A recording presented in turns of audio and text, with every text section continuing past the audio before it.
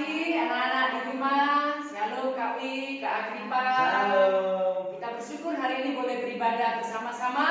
Kelas besar yang luar biasa, anak-anak kami gembira juga yang luar biasa, tunas remaja, semua sehat. Kita bersyukur ya. Nah, hari ini kita akan belajar sesuatu yang sangat menarik untuk anak-anak ya. Nah, oleh sebab itu kita serius ibadah online-nya ya. Mainannya dijauhkan dulu. Semua mengambil waktu, menghadap laptop, menghadap handphonenya. Kita beribadah sungguh-sungguh dan kita semua akan diberkati oleh Tuhan lewat ibadah hari ini. Oke, semua siap? Kita akan masuk dalam doa. Tapi sebelumnya kita bersyukur kepada Tuhan. Kita naikkan pujian. Bapa, aku datang padamu.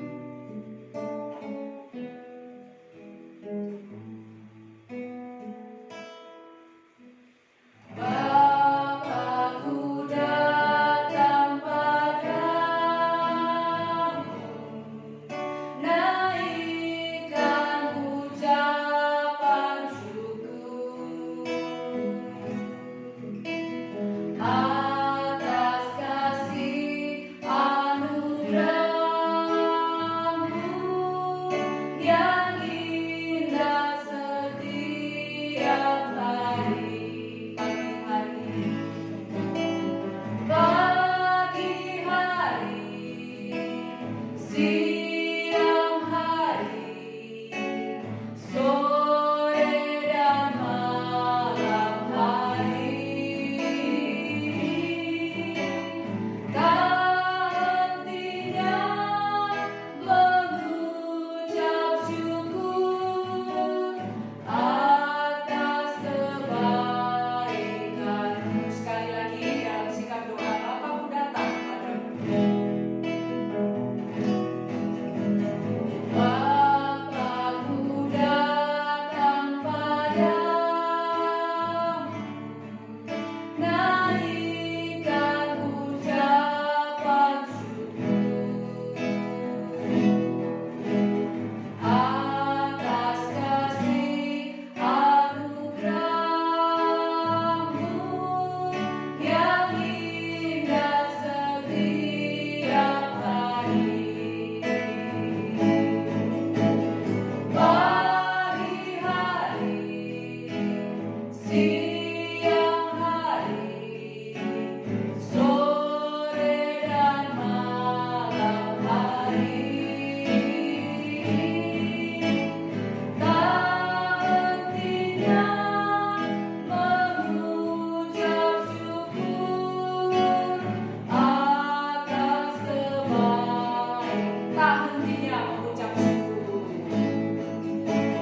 Tak hentinya mengucap syukur atas kebaikan. Kita berdoa. Tuhan Yesus, kami sungguh mengucap syukur untuk semua kebaikan Tuhan dalam hidup kami sampai hari ini. Kalau kami masih bisa beribadah walaupun lewat online, itu pun karena kebaikan Tuhan. Terima kasih Tuhan untuk penyertaan Tuhan, untuk pemeliharaan Tuhan, baik dalam sekolah, dalam kesehatan, dalam kecukupan hidup sehari-hari. Kami bersyukur Tuhan. Terima kasih untuk keluarga, orang tua, sahabat, dan orang-orang yang Tuhan pakai menjadi saluran berkat bagi kami. Kami bersyukur, kami memuji Engkau. Dan sekarang Tuhan, siapkanlah hati kami, tubuh jiwa roh kami untuk kami beribadah kepada Tuhan. Biarlah kami bersuka cita memuji Tuhan, bersuka cita mendengarkan firman-Mu, bersuka cita untuk melakukan firman-Mu juga dalam hidup kami. Di dalam nama Tuhan Yesus, kami mengucap syukur dan kami berdoa. Amin. Anak-anak dikasih Tuhan, kalau kita disuruh menyebutkan 10 kebaikan Tuhan, semua pasti bisa ya. Nah, apa kebaikan Tuhan? Kebaikan Tuhan, kita bangun masih bisa bernafas, ya kita masih boleh tinggal di rumah. Apalagi ya Kak Wi ya, kebaikan Tuhan yang Tuhan masih memberi kita makanan yang cukup. Oh iya ya, iya, karena banyak sekali orang yang kekurangan makanan karena kondisi pandemi. Ada yang di daerah bencana. Kita dalam kondisi yang baik, yaitu anugerah Tuhan luar biasa. Kalau Kak Agripa, apa 2 kebaikan Tuhan? Maaf ya Kak Agripa, sembunyi hanya suaranya aja. Tuhan Yesus luar biasa. Ya, apa luar biasanya Kak kira-kira? Yang pertama untuk kesehatan, Ya. terutama untuk napas yang Tuhan Iya. berikan untuk Ya. kemuliaan Tuhan. Ya, berarti semua masih sehat ya. Kita bersyukur. Maka semua kita tepuk tangan memuji Tuhan, anak-anak. Boleh berdiri nggak ya? Oh, Kak Uwi sama Ibu juga berdiri.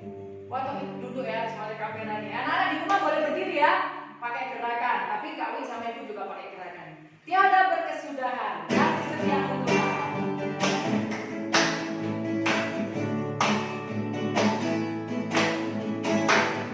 Tiada berkesudahan, kasih setiamu Tuhan. Selalu baru rahmat-Mu baru. Hari berganti hari, tetap kulihat kasih-Mu, tak pernah berakhir di hidupku. Tuhan Yesus baik, sungguh amat baik, untuk selama-lamanya. Tuhan Yesus baik, Tuhan Yesus baik. Tuhan Yesus baik, oh, oh, oh, sungguh amat baik, oh, oh, oh, selama-lamanya. Tuhan Yesus baik, sekali lagi Tuhan Yesus baik, Tuhan Yesus baik, sungguh amat baik, untuk selama-lamanya, dari selama-lamanya sampai selama-lamanya. Tuhan Yesus baik. Kita bersyukur Tuhan Yesus selalu baik kepada kita. Dan hari ini kebaikan Tuhan juga akan dinyatakan lewat firman Tuhan yang akan kita renungkan bersama-sama. Silakan Kak Wi untuk berdoa, dan anak-anak siapkan Alkitab, semua duduk yang baik, kita mau mendengarkan firman Tuhan. Ya, mari kita berdoa. Tuhan Yesus yang baik, kembali kami datang ke hadirat-Mu pada pagi hari ini. Kami bersyukur untuk semua kebaikan Tuhan dalam kehidupan kami. Kami bersyukur juga pagi ini ada kesempatan untuk kami boleh membaca dan merenungkan firman Tuhan. Biar Tuhan sendiri menolong, Roh Kudus Tuhan melingkupi kami semua supaya kami boleh mengerti firman-Mu. Berikan kami hati seorang murid dan telinga seorang murid yang selalu mau diubahkan seturut dengan kehendak Tuhan. Berkati kami semua Tuhan, berkati juga kakak yang menyampaikan. Terima kasih Tuhan, di dalam nama Tuhan Yesus kami berdoa. Amin. Amin. Shalom adik-adik semua. Shalom. Ya, hari ini adik-adik sekolah minggu kelas besar dan tunas remaja akan belajar tentang sesuatu hal yang mungkin sudah pernah didengar, tapi kita akan melihat dari sisi firman Tuhan. Ya. Nah, sebelum baca firman Tuhan, adik-adik lihat gambar yang Kak Wi tunjukkan di depan. Sudah terlihat? Nah, ini adalah gambar sebuah kue pernikahan. Kue tanda ya. Sepertinya ada yang salah atau ada yang aneh. Kira-kira adik-adik bisa jawab nggak apa yang aneh dari gambar ini? Gimana? Oh, Kak Wi nggak bisa dengar ya karena online ya. Tapi Kak Wi yakin kalau kita dalam kondisi bertemu pasti akan sangat banyak yang bisa menyampaikan. Nah, coba kita lihat gambar yang kedua. Nah, ini juga ya, kalau tadi itu adalah gambar kue pernikahan di mana pengantinnya kedua-duanya ada laki-laki. Ya, ini juga adalah sebuah pesta pernikahan, bahkan sudah ada surat nikahnya di sana. Tapi pengantinnya juga sama, tadi sama-sama laki-laki, yang ini sama-sama perempuan. Nah, ini yang mungkin adik-adik juga sudah pernah dengar. Ya, nah hari ini kita mau bahas bagaimana sih sudut firman Tuhan atau bagaimana firman Tuhan memandang tentang pernikahan sesama jenis. Gitu ya. Tapi kita akan bahas dari konsep penciptaan alam, penciptaan yang manusia. Nah, kita baca dari Kejadian pasal 1 ayat 4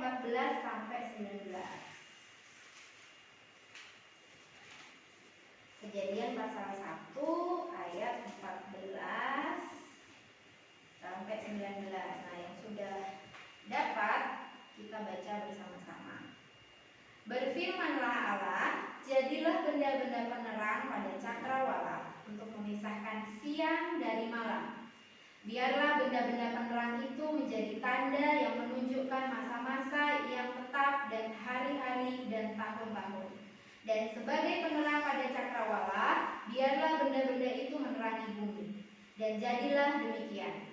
Maka Allah menjadikan kedua benda penerang yang besar itu, yakni yang lebih besar untuk menguasai siang dan yang lebih kecil untuk menguasai malam, dan menjadikan juga bintang-bintang. Allah menaruh semuanya itu di cakrawala untuk menerangi bumi, dan untuk menguasai siang dan malam, dan untuk memisahkan terang dari gelap. Allah melihat bahwa semuanya itu baik. Jadilah petang dan jadilah pagi. Itulah hari keempat. Nah, adik-adik mungkin juga sudah sangat sering membaca tentang kisah penciptaan ini. Dari sekolah minggu kelas kecil, penciptaan hari pertama, kedua, ketiga, sampai hari ke-6 itu apa, adik-adik juga pasti sudah tahu.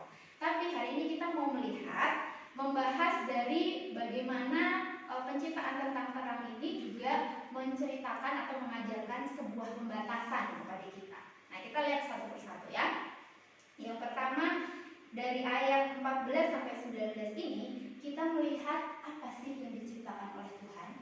Nah, adik-adik tadi sudah melihat bahwa yang diciptakan oleh Tuhan adalah benda-benda penerang. Ya, tadi di ayat yang ke-16 bahkan disebutkan ada yang lebih besar. Yang lebih besar Tuhan ciptakan untuk menguasai siang, yaitu matahari. Tuhan menciptakan yang lebih kecil untuk menguasai malam, yaitu adalah bulan. Nah, adik-adik bisa melihat bahwa ketika Tuhan menciptakan sesuatu, Tuhan juga menciptakan masing-masing ciptaannya itu untuk sebuah tugas tertentu, untuk sebuah fungsi tertentu. Tadi Tuhan berfirman di ayat itu, Tuhan bilang bahwa yang menguasai siang itu adalah matahari, yang menguasai malam itu adalah bulan. Nah, adik-adik pasti sudah belajar juga ya di sekolah di pelajaran IPA bahwa masing-masing benda penerang tersebut punya batasan. Nah, apakah matahari ketika dia menguasai seluruh ini hari-hari? Tidak, dia hanya menguasai pada waktu siang. Dia bersinar pada waktu siang. Kalau bulan bersinarnya juga hanya pada waktu malam. Nah, adik-adik coba pikirkan, coba membayangkan bagaimana kalau matahari dan bulan ini bersinar sesuka mereka. Aku bulan. Aku mau bersinar pada siang hari saja. Atau matahari, aku mau bersinar pada malam hari saja, gitu. Bisa nggak ya kira-kira? Nah, itu akan menyebabkan kekacauan, gitu ya. Maka ketika Tuhan menciptakan, Tuhan sudah punya aturan dan batasan bahwa kamu diciptakan untuk bersinar siang, kamu untuk bersinar malam, sehingga siang dan malam itu berjalan secara berurutan dan manusia juga tidak terganggu. Artinya manusia mendapatkan manfaat dari sinar matahari dan sinar bulan juga secara tepat. Nah, misalnya salah satu tidak mau bersinar, lalu yang bersinar hanya satu saja, itu juga pasti akan terjadi kekacauan. Nah, mungkin adik-adik yang sudah lebih besar pernah mendengar ada di sebuah negara ya di Rusia, di kutub utara itu ada bagian-bagian tertentu di negara itu yang tidak disinari oleh matahari. Di kutub utara kalau di musim dingin itu, kalau Kak baca di di National Geographic itu ada yang selama 14 hari 2 minggu sampai 2 bulan dia tidak disinari matahari karena musim dingin. Nah, apa yang terjadi di sana? Nah, dampaknya orang-orang di sana itu terganggu aktivitasnya. Kalian bayangin ya kalau kita lagi mendung, gelap, nggak ada matahari, aktivitas kita juga akan terganggu. Kita nggak bisa pergi dengan leluasa karena ada hujan. Ya, teman-teman yang sudah bisa cuci baju sendiri, kalau jemur baju di kondisi yang mendung juga lama keringnya. intinya ada aktivitas yang terganggu ketika misalnya matahari dan bulan bersinarnya juga tidak sesuai dengan waktunya. Nah, bahkan yang kakak baca di National Geographic itu bahkan orang-orang di sana di kutub utara itu mereka jadi stres dan depresi karena mereka hidup dalam kegelapan. Mereka tidak merasa kalau ada matahari terang itu akan jadi lebih ceria ya. Nah, itu yang terjadi pada mereka. Nah, itu baru contoh sederhana bagaimana ketika ciptaan Tuhan itu tidak berfungsi sebagaimana mestinya. Nah, yang kedua kita baca dari Kejadian ayat 2, Kejadian pasal 2 ayat yang ke-18 hingga ke-25. Nah, demikian firman Tuhan. Tuhan Allah berfirman, "Tidak baik kalau manusia itu seorang diri saja. Aku akan menjadikan penolong baginya yang sepadan dengan dia." Lalu Tuhan Allah membentuk dari tanah segala binatang hutan dan segala burung di udara. Dibawanyalah semuanya kepada manusia itu untuk melihat bagaimana ia menamainya. Dan seperti nama yang diberikan manusia itu kepada tiap-tiap makhluk hidup, demikianlah nanti nama makhluk itu. Manusia itu memberi nama kepada segala ternak, kepada burung-burung di udara, dan kepada segala binatang hutan. Tetapi baginya sendiri ia tidak menjumpai penolong yang sepadan dengan dia. Lalu Tuhan Allah membuat manusia itu tidur nyenyak. Ketika ia tidur, Tuhan Allah mengambil salah satu rusuk daripadanya, lalu menutup tempat itu dengan daging. Dan dari rusuk yang diambil Tuhan Allah dari manusia itu, dibangunnyalah seorang perempuan, lalu dibawanya kepada manusia itu. Lalu berkatalah manusia itu, "Inilah dia, tulang dari tulangku dan daging dari dagingku. Ia akan dinamai perempuan sebab ia diambil dari laki-laki. Sebab itu seorang laki-laki akan meninggalkan ayahnya dan ibunya dan bersatu dengan istrinya sehingga keduanya menjadi satu daging. Mereka keduanya telanjang, manusia dan istrinya itu, tetapi mereka tidak merasa malu." Nah, ayat ini mengajarkan kita tentang beberapa hal tentang bagaimana perempuan dan laki-laki diciptakan Tuhan. Nah, yang paling penting nanti kita harus melihat bahwa masing-masing dari kita, baik kita yang perempuan maupun laki-laki, Tuhan juga sudah menciptakan kita dengan tugas-tugas tertentu. Nah, diawali dengan pembahasan di awal ada tulisan begini di firman Tuhannya, "Tidak baik kalau manusia itu sendirian." Nah, jadi awalnya kan Tuhan hanya menciptakan Adam. Untuk menemani Adam itu Tuhan menciptakan hewan-hewan. Nah, karena Tuhan melihat bahwa tidak ada yang sepadan dari hewan-hewan itu untuk menjadi teman Adam, maka kemudian Tuhan menciptakan siapa? Hawa. Tuhan menciptakan Hawa, seorang perempuan yang sepadan dengan Adam untuk menemani Adam. Nah, di ayat-ayat sebelumnya kalau kalian baca di Kejadian 1 dan awal-awal Kejadian 2, di sana dituliskan bahwa Adam itu diciptakan segambar dengan Allah, ya, sesuai dengan gambar Allah. Nah, maka Hawa, perempuan yang diciptakan dari tulang rusuk Adam, itu juga sama, segambar dan serupa dengan Allah. Nah, hewan-hewan yang diciptakan Tuhan tidak segambar dan serupa dengan Allah. Maka yang cocok dengan Adam juga hanya adalah Hawa yang serupa dan segambar dengan Allah. Nah, itu tadi. Hewan-hewan tidak cocok dengan Adam dan Tuhan menciptakan seorang perempuan untuk menemani Adam. Nah, di ayat-ayat selanjutnya kita melihat bahwa ketika Tuhan menciptakan Adam dan Hawa, mereka diciptakan untuk satu tujuan tertentu. Nah, di sana dituliskan bahwa mereka harus menjadi satu daging, laki-laki dan perempuan. Nah, ini yang nanti akan menjadi pembahasan yang lebih lanjut dari ayat ini. Tadi kan kakak menunjukkan bahwa gambar-gambar itu merujuk kepada sebuah pernikahan. Kakak yakin kalian sudah sering datang ke pesta pernikahan, melihat pemberkatan pernikahan. Di gereja kita juga sudah sering. Kita melihat bahwa yang diberkati dalam pernikahan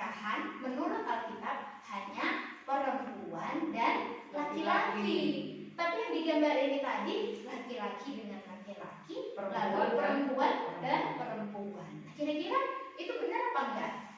Nah, kita lihat. Tuhan, ketika Tuhan menciptakan Adam dan Hawa, memberi satu tugas kepada mereka. Tugas itu adalah beranak cuculah dan bertambah banyaklah.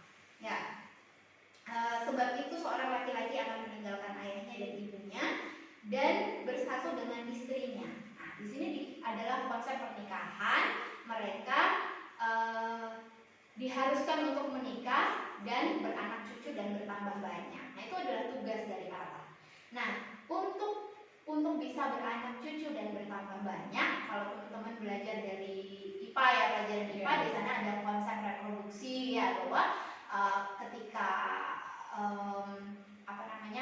sistem reproduksi itu sudah matang, ya bisanya hanya perempuan dan laki-laki sehingga bisa beranak cucu bertambah banyak.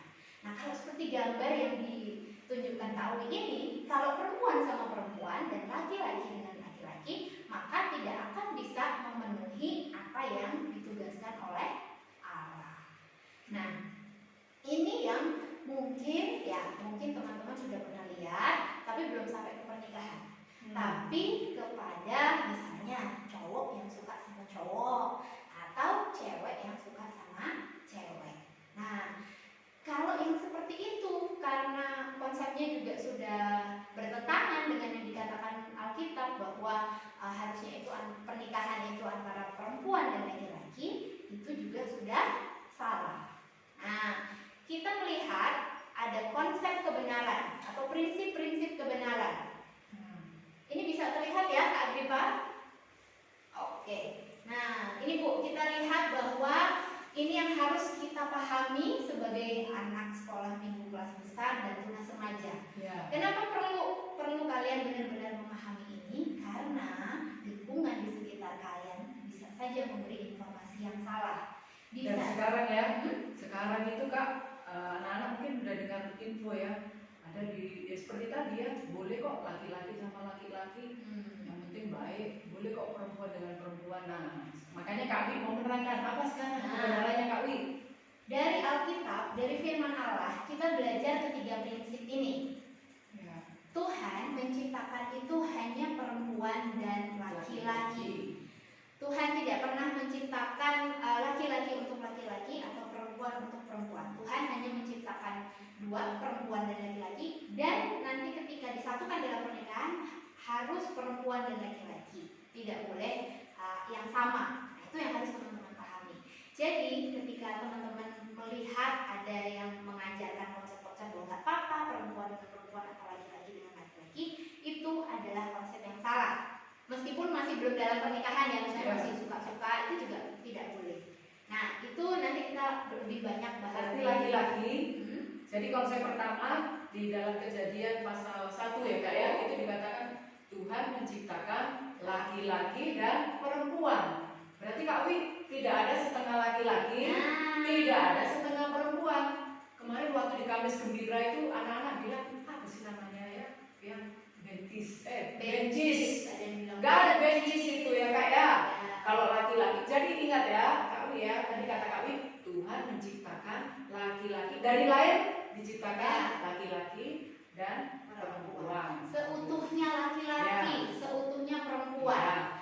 Nah, jadi ketika seseorang itu jenis kelaminnya laki-laki, dia harus merasa bahwa dirinya laki-laki. Karena kalau pernah dengar ada yang bilang begini, saya ini tubuhnya laki-laki, tapi saya merasa seperti perempuan. Maka kemudian dia berpakaian seperti perempuan, berperilaku seperti perempuan. Nah, itu tidak boleh karena itu berarti dia menyangkali apa yang diciptakan oleh Tuhan, menyangkali kebenaran firman Tuhan. Jadi Tuhan tidak pernah salah menciptakan. Nah, itu juga ada yang bilang, jangan-jangan Tuhannya salah ini, saya dikasih tubuh perempuan tapi saya dikasih jiwa laki-laki. Nah, itu juga yang teman-teman harus yakini bahwa Tuhan tidak pernah menciptakan yang salah. Tuhan menciptakan segambar dan serupa dengan Allah, perempuan sepenuhnya perempuan, dengan jiwa perempuan, laki-laki dengan sepenuhnya laki-laki. Ya. Terus kemudian prinsip yang kedua, tujuan perempuan dan laki-laki diciptakan adalah menjadi satu daging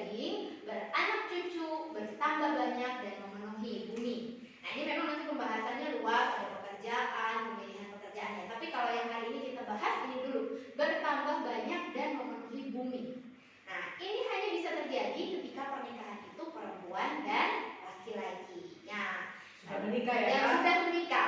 Bisa dikatakan bertambah banyak memenuhi bumi. Nah, itu Tapi harus sudah dalam pernikahan. Nah, ini batasan yang mengatur. Nah, ada batasannya. Jadi meskipun perempuan dan laki-laki tidak boleh sembarangan supaya bisa bertambah banyak dan memenuhi bumi, harus ada pernikahan. Ya, jadi harus kalau kita di gereja ya harus ada pemberkatan pernikahan. Baru kemudian boleh melanjutkan tugasnya untuk bertambah banyak dan memenuhi bumi. Artinya apa?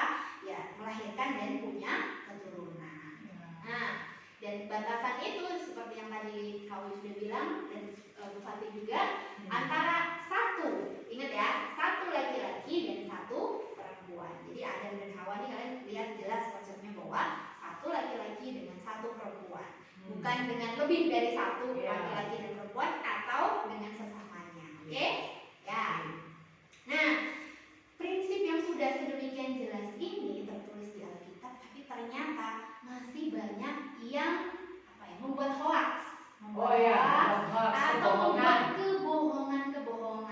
Nah, supaya banyak pengikutnya ya. Nah, iya, karena ini ya kalau teman-teman bisa baca di artikel-artikel ya, ada banyak negara-negara juga sudah memperbolehkan pernikahan sesama jenis. Mereka dibiarkan, diperbolehkan, bahkan ada yang mendukung untuk menyebarluaskan sehingga semakin banyak orang yang punya pemahaman yang salah tentang konsep pernikahan, terutama pernikahan sesama jenis. Nah, ini yang adik-adik perlu tahu supaya kita sebagai anak-anak Tuhan, kita yang baca firman Tuhan, tahu firman Tuhan, tidak boleh terpengaruh oleh yang disampaikan oleh dunia, yang dipercaya oleh dunia. Nah, apa Bu konsep yang pertama yang jadi pertanyaan? Konsep pertama tadi kan laki-laki dan perempuan. Berarti tidak ada istilah perempuan dengan perempuan itu apa Kak namanya? Kalau perempuan dengan perempuan biasanya disebut dengan lesbian.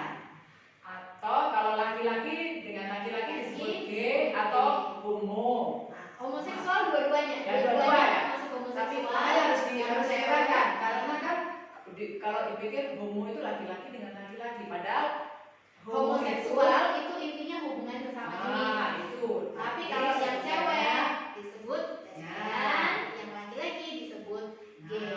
Sekarang kita akan melihat hoaxnya ya, kebohongannya. Kamu adalah lesbian atau gay bila kamu tertarik kepada seseorang yang bergender sama atau yang memiliki jenis kelamin sama. Berarti, perempuan berarti nggak boleh dong bergaul dengan perempuan. Kira-kira gimana itu Kak?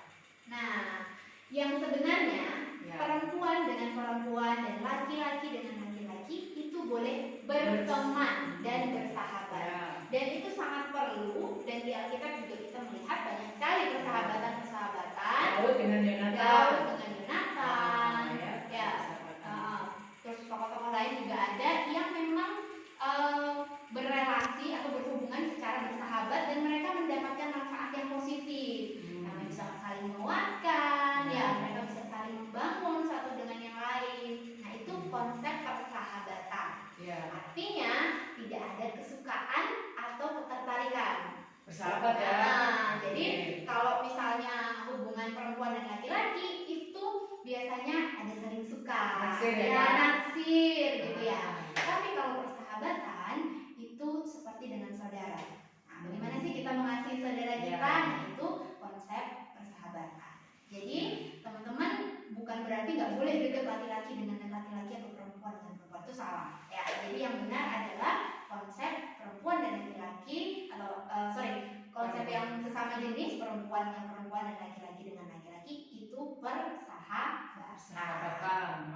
Jadi bersahabat ya, dan berarti kita harus hati-hati ya kalau namanya bersahabat kan Kak, walaupun laki-laki dengan laki-laki wajar kan, tapi kalau sudah ada yang lebih tua atau lebih dewasa dari kita ngajak bersahabat, tapi sudah mereka misalnya menunjukkan bahwa mereka tuh sayangnya berlebihan, memegang tubuh kita, menyentuh kita, itu juga harus hati-hati. Hati-hati dengan sentuhan-sentuhan berarti. Sentuhan sesama saudara itu wajar ya kan. Jadi misalnya kita merangkul ya seperti sayang dengan adik, sayang dengan kakak kita. Tapi kalau misalnya itu dari orang tahu itu misalnya ingin berniat jahat atau bermaksud jahat, kita biasanya ini merasa. Ya. Nah, kalau Jadi, tidak begitu, tolak saja. Ya, jadi yang boleh menyentuh tubuh kita itu hanya diri kita sendiri dan mungkin ibu kita atau kita ke dokter. Nah, apalagi kalau ada yang misalnya laki-laki, kalian masih SMP, ada kakak-kakak SMA, kita bersahabat, tapi dia menyentuh itu laki-laki kak yang bukan bersahabat gitu ya. Ya. Oke. Intinya kalau bersahabat pasti damai sejahtera, ada rasa kenyamanan. Ya. Sementara kalau misalnya di luar itu biasanya kita sendiri merasa khawatir Ya. atau cemas. Ya. Oke.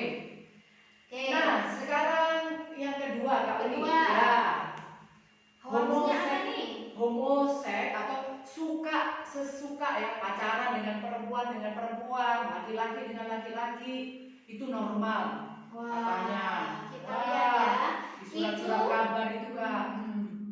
Itu adalah hoax, Bu. Itu adalah kebohongan. Bohongan. Ya. Kenapa? Karena faktanya tadi sudah kita lihat dengan jelas di Alkitab bahwa Tuhan hanya memberkati pernikahan pernikahan perempuan dan laki-laki. Jadi Ya. berhubungan misalnya pacaran atau apa laki-laki dengan laki-laki atau perempuan dengan perempuan sama sekali tidak dibenarkan dari firman Tuhan. Nah, jadi Ya. mungkin adik-adik pernah lihat di lingkungan kalian atau membaca di mana di media sosial itu banyak sekali yang kemudian menyebarkan itu sebagai isu-isu yang wajar. Nah, itu bahkan ada hukum yang melegalkan. Nah, itu kita tidak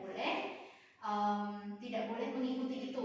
Kita Tuhan tidak boleh menyetujui dan ya. mendukung apalagi mengikuti. Berarti Nah, kenapa? Karena misalnya mereka memang kemudian menikah gitu ya, diizinkan secara hukum menikah, itu secara kesehatan itu juga akan banyak penyakit. Nah, penyakit menular gitu ya. AIDS itu kebanyakan orang-orang yang homo loh, ya, Kak. tidak ada obatnya. Ya, jadi intinya kalau firman Tuhan bilang itu salah, tidak boleh, itu pasti dampaknya juga ada dari segi medis, ya, dari penyakit, stres yang mereka ditolak oleh lingkungan. Nah, makanya itu kalau Tuhan sudah bilang itu tidak sesuai dan tidak boleh, itu berarti kita juga harus mengikuti ajaran firman Tuhan tersebut. Karena pasti dampaknya itu juga akan kepada kita sendiri. Nah, ini kalau ditulis di sini resikonya itu sampai kepada masalah emosional, jadi dia stres, terus kemudian sampai ada kecenderungan penggunaan obat-obatan, sampai juga umur yang lebih pendek. Nah, terus berarti pokoknya intinya itu tidak normal, membawa kita menderita secara fisik, secara badan. Ada loh Kak, anak yang umur waktu kapan itu ibu kunjungi masih umur 17 tahun meninggal karena sakit pahit. Nah, sekarang yang ketiga. Nah, yang ketiga itu apa ya Kak ya? Kamu orientasi. Oh ya. Nah, yang ketiga. Nah, orientasi seksual karena itu bersifat biologis. Contohnya yang dimaksud dengan orientasi seksual itu yaitu tadi ya, kalau suka apa? Gangguan ya. Gangguan ketertarikan itu dikatakan itu bersifat biologis dari dalam tubuh kita. Kira-kira benar apa salah? Nah, jadi semua yang diteliti secara medis itu berhubungan dengan Alkitab, sejalan dengan Alkitab. Kalau Alkitab bilang Tuhan menciptakan perempuan dan laki-laki, ketertarikannya hanya antara perempuan dan laki-laki, semua bukti medis mendukung itu. Nah, hormon perempuan, hormon laki-laki itu juga secara normal akan saling tarik menarik gitu. Jadi perempuan ya sukanya sama laki-laki. Nah, terus kenapa bisa ada homoseksual ini? Karena mereka biasanya punya masalah trauma, kesedihan, kekecewaan, atau mereka pernah menjadi korban, baik korban pelecehan seksual atau korban kekerasan, sehingga mereka bisa saja membenci salah satu jenis kelamin tertentu. Itu bisa membuat mereka jadi menyukai. Jadi penyebabnya bukan biologis. Itu bukan karena Tuhan menciptakan ada homoseksual, bukan, tapi karena manusia itu sendiri. Nah, tapi kalaupun misalnya ada korban kekerasan seksual atau kekerasan secara fisik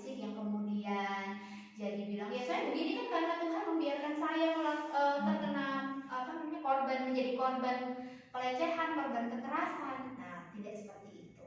Tuhan mengizinkan segala sesuatu terjadi itu ada maksudnya. Jadi bukan berarti kalau kita korban terus kemudian kita bisa bisa mengklaim bahwa diri kita itu memang homoseksual dari sananya atau dari ciptaan Tuhan. Tidak begitu ya. Jadi ini salah. Jadi semua yang terkait orientasi seksual itu. Nah, jadi orientasi itu adalah pilihan, ya, bukan karena Tuhan yang menciptakan orientasi tersebut perempuan dengan perempuan, laki-laki dengan laki-laki, tapi karena kita yang memilih. Nah, contohnya apa?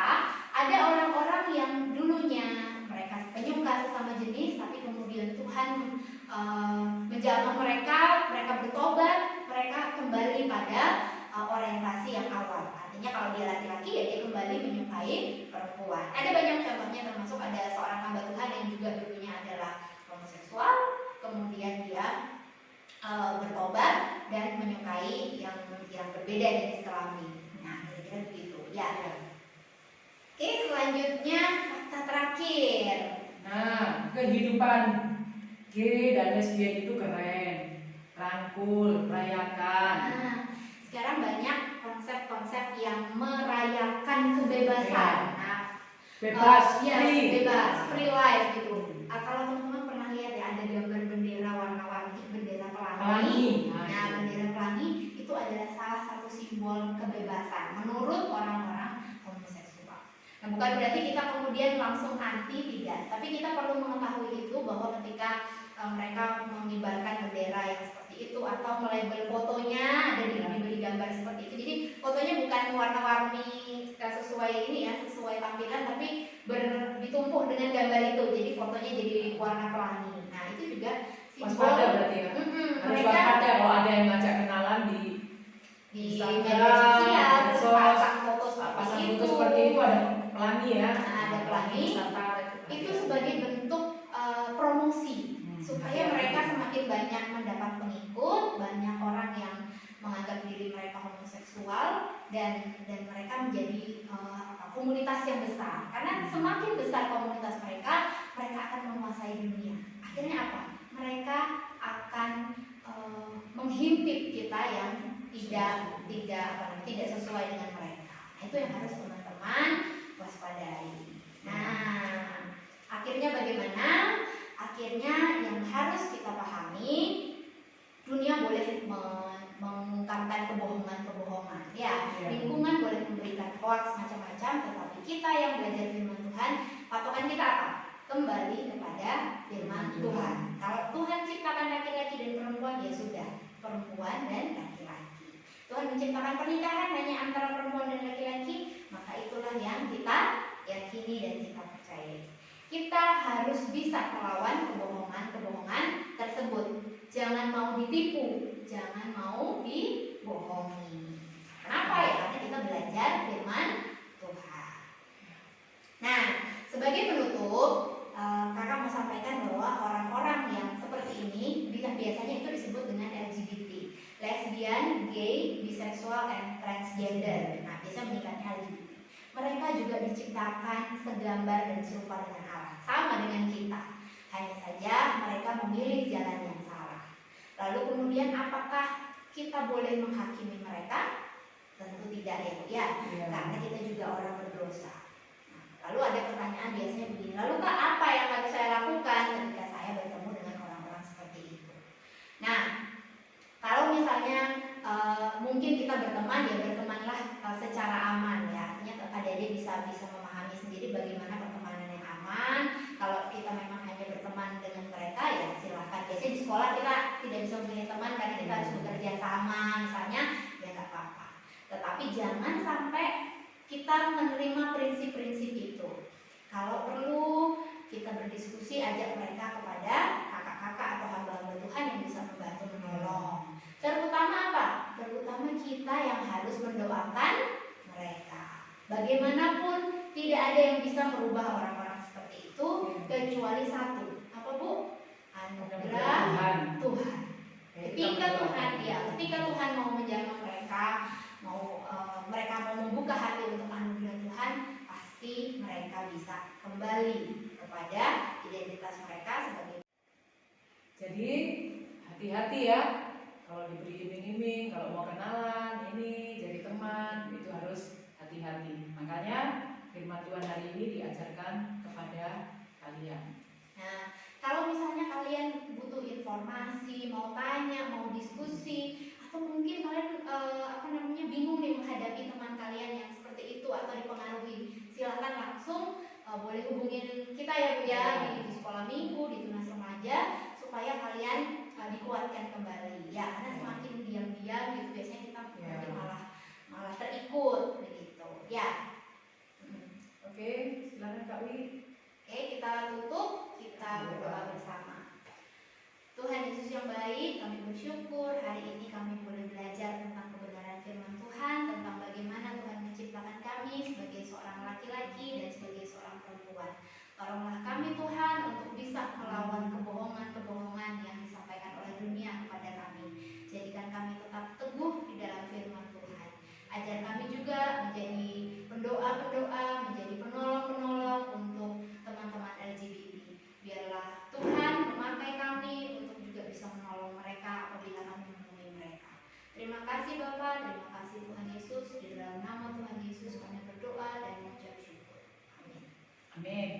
Anak-anak silakan mempersiapkan persembahan di rumah, nanti diserahkan kepada orang tua dan sambil berdoa ya. Nah, kita bersyukur, terima kasih untuk Kak Wi, Kak Agripa yang boleh melayani kita hari ini. Kita akan mengakhiri ibadah kita menaikkan pujian. Ingat kita, aku anak terang.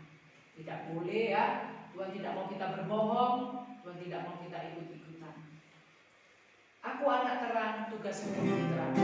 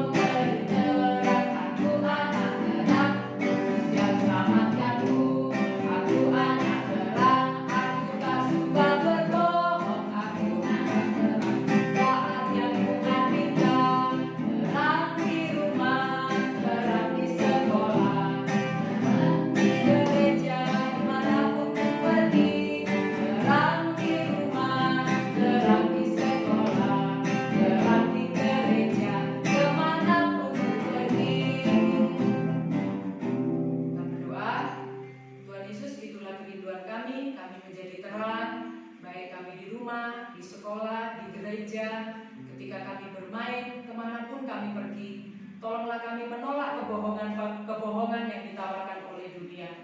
Tolonglah kami berkata tidak terhadap kebohongan, terhadap daya tarik dunia, tapi kami mau hidup sungguh-sungguh taat kepada firman Tuhan. Terima kasih untuk Kak Wi, terima kasih untuk Kak Agripa yang sudah boleh melayani bersama-sama dengan kami. Berkati anak-anak supaya terus menjadi anak yang takut Tuhan, menjadi anak yang pintar, yang sungguh-sungguh mengasihi Tuhan dan sesama manusia. Terpujilah namamu Bapa, kami akan berpisah satu dengan yang lain. Tuhan memberkati kami semua. Di dalam nama Tuhan Yesus Kristus, kami mengucap syukur dan kami berdoa. Bapa, terima kasih. Bapa,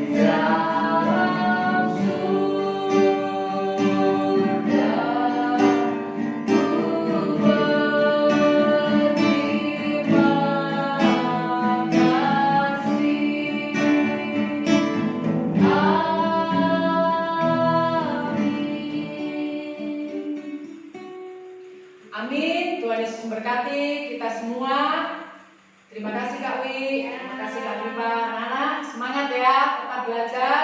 Kita bertemu lagi minggu depan. Kalau ada pertanyaan boleh ditanyakan ke Kak Wi, ke Ibu atau ke Kak Riva, bahkan ke Pak Pendeta. Tuhan Yesus memberkati.